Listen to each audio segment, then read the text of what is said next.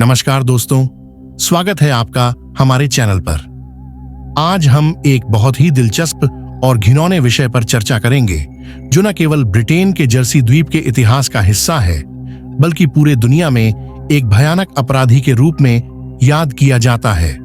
हम बात करेंगे बीस्ट ऑफ जर्सी के बारे में, जो एक कुख्यात अपराधी था और जिसने जर्सी द्वीप को दहशत में डाल दिया था। तो क्या आप जानते हैं कि बीस्ट ऑफ जर्सी कौन था और इसके पीछे का असली सच क्या था?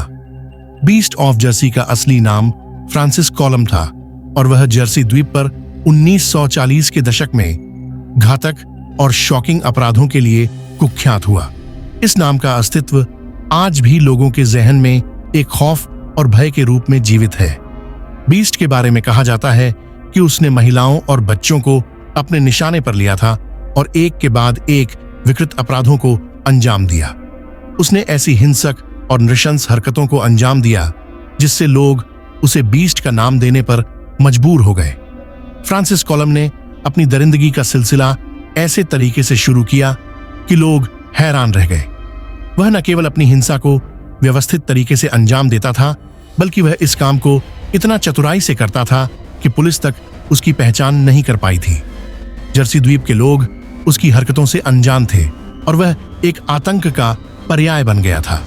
उसने महिलाओं और बच्चों को अपने शिकार के रूप में चुना और उन्हें शारीरिक मानसिक रूप से प्रताड़ित किया।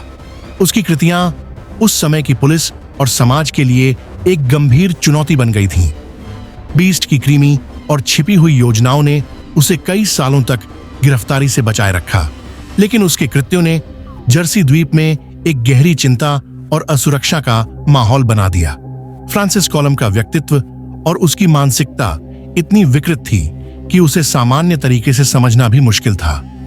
उसके अपराध केवल शारीरिक रूप से ही घिनौने नहीं थे बल्कि वह मानसिक रूप से भी अपने शिकारों को तोड़ता था, जिससे समाज में डर और असंतोष फैल गया था।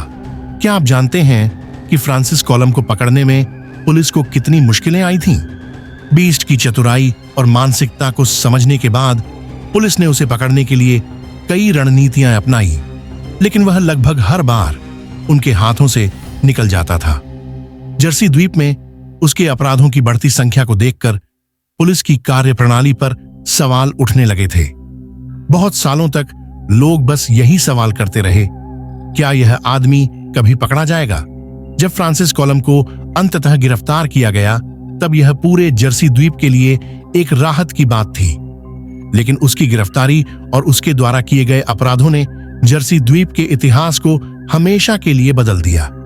उसकी घटनाओं ने यह साबित किया कि एक विकृत मानसिकता और असामान्य मानसिक स्थिति किसी समाज के लिए कितना बड़ा खतरा हो सकती है। क्या आप जानते हैं कि बीस्ट की गिरफ्तारी के बाद पुलिस ने मानसिक अपराधियों के बारे में नए तरीके से सोचने और काम करने की शुरुआत की?